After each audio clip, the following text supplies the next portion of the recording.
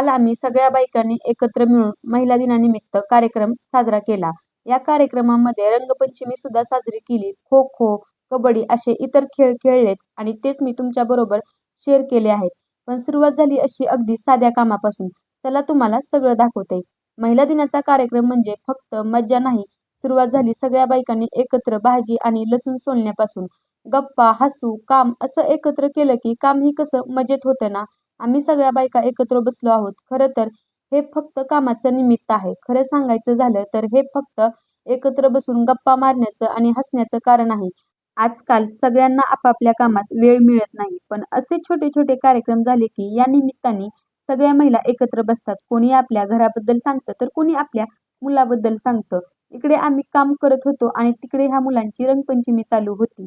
खरं तर ह्या मुलांचा आनंद बघितला की सगळा थकवाच निघून जातो.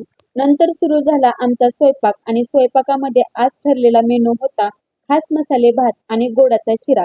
सगळ्या बायका मिळून स्वयंपाक करत होत्या, त्यामुळे स्वयंपाकाला चव तर नक्कीच येणार. आता भाताला फोडणी दिली आहे आणि त्यामुळे सुगंध सगळीकडे पसरला आहे आणि सगळ्यांना भूक लागायला सुरुवात झाली. खरं सांगायचं झालं तर स्वयंपाक हा एकट्याने केला तर कामच वाटत नाही बरं का, पण सगळ्यांनी मिळून केला तर मज्जा वाटते. कुणी मसाला टाकत आहे तर कुणी भात हलवत आहे आणि कुणी फक्त सुगंध घेत आहे आणि मी तर काही इकडे व्हिडिओ काढण्याचं काम करत आहे. पण एक गोष्ट नक्की आहे, सगळ्यांनी बायकांनी मिळून काम केलं की खूप मज्जा येते आणि स्वयंपाकामध्ये चव सुद्धा उतरते.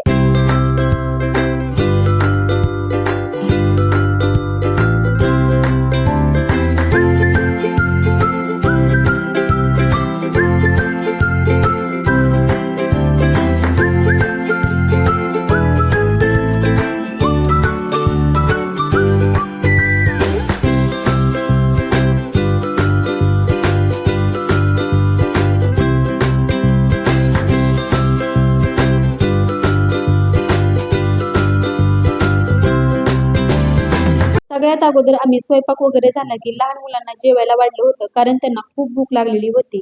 आणि नंतर आमचा सुरू झाला महिला दिनाचा कार्यक्रम. थोडा रंग खेळलो, थोडं हसलो आणि मग खेळायला सुरू झाली. आणि आता आमच्या कार्यक्रमाची खरी सुरुवात झाली आहे. सगळ्या म्हणत होत्या नको नको मला लावू नका रंग, पण एकदा रंग सुरू झाला की सगळ्यांच्या चेहऱ्यावर रंगच रंग दिसत होता. कुणी हसत होतं, कुणी पळत होतं तर कुणी एकाला धरून पकडत होतं. आणि खरं सांगायचं तर बायकांना रोज घरकाम, जबाबदाऱ्या यातून फारसा वेळच मिळत नाही बरं का. पण याच रंगामुळे आम्ही सगळ्या बायका पुन्हा एकदा लहान झालो. आई, पत्नी, सून या सगळ्या भूमिका आम्ही महिला निभावतो. पण आज थोड्या का वेळासाठी आम्ही फक्त मैत्रिणी झालो. पण आज या रंगपंचमीमुळे आम्ही महिला थोड्या जबाबदारीतून बाहेर आलो. पण खरं सांगायचं झालं तर हा फक्त आम्ही रंग नाही खेळलो, तर आमच्या मनालाही थोडं रंगवलं. आम्ही सगळ्या बायकांनी एकमेकीला इतकं रंगवलं होतं की आमचे चेहरे आम्हालाच ओळखू येत नव्हते. आणि तसंही खरं सांगायला गेलं तर आमचे स्वतःचे नवरे सुद्धा आम्हाला ओळखणार नाहीत इतके आम्ही रंगलो होतो.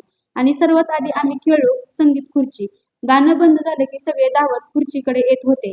कोण बसणार, कोण बाहेर जाणार हे बघण्यात मजाच वेगळी होती. सगळ्या बायका इतक्या हसत होत्या की क्षणभर आम्ही पुन्हा लहान झालो असं आम्हाला वाटत होतं. संध्याकाळ झाल्यामुळे खूप सारा अंधार पडला होता, तरी पण आमचे खेळ आनंदाने सुरूच होते. संगीत सुरू होता, सगळ्या बायका खुर्ची भोवती फिरू लागल्या. हसणे, मजा, थोडीशी स्पर्धा आणि खूप सारा उत्साह आणि वातावरण सगळे रंगून गेले होते. संगीत थांबताच पटकन खुर्ची पकडण्यासाठी सगळ्या महिलांची धावपळ सुरू झाली आणि त्यातली त्यात जोश तर एवढा वाढत होता की विचारायलाच नको. या छोट्याशा खेळामुळे आम्ही सगळ्या महिला एकत्र आलो आणि आनंद साजरा केला. हेच खूप महत्वाचं होतं. महिला दिन म्हणजे फक्त साजरा करण्यासाठी दिवस नाही, तर एकमेकींच्या सोबत आनंद आणि आत्मविश्वास वाढवण्याचा हा दिवस होता. शेवटी या खेळामध्ये सगळ्या बायका आऊट झाल्या आणि उरलो आम्ही दोघीच. त्या क्षणी थोडी घबराटही वाटत होती आणि जिंकण्याची उत्सुकताही होती. संगीत कधी थांबेल आणि खुर्ची कोण पकडेल सगळ्यांना खूप उत्सुकता होती. त्या क्षणी सगळ्यांचा जल्लोष आणि टाळ्यांचा आवाज आणि वातावरण आणखी रंगतदार होतं. मी तर इकडे गाणं कधी थांबेल याची वाट बघत होती, कारण मला खूप पळून पळून धाप लागली होती. आणि शेवटी या खेळामध्ये जिंकलं कोण, तर मी. खरं तर जिंकणं हे महत्वाचं नाही, तर या खेळामधून आनंद मिळाला हे महत्वाचं आहे. त्याच्यानंतर सुरू झाला आमचा कबड्डी खेळ. कबड्डी खेळामध्ये इतकी मजा येत होती की विचारायलाच नको. कोणीही कसंही खेळत होतं, कोणाला कुठूनही पकडत होतं की विचारायलाच नको. आणि त्यातूनही मी एक खेळाडू आउट करून आले. मी तर खूप खुश झाले होते. आणि त्यानंतर आमचा खेळ सुरू झाला खो खोचा. खो खो मध्ये सुद्धा इतकी मजा येत होती की विचारायलाच नको. कोणीही कोणाला कसंही पकडत होतं.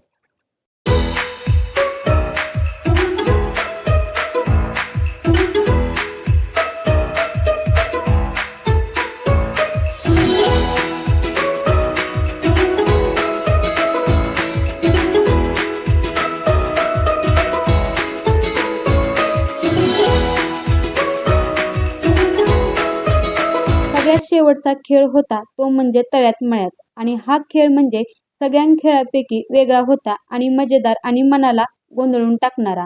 मी तर ह्या खेळामध्ये कधीच आऊट झालते आणि नंतर उरल्या होत्या या तिघी.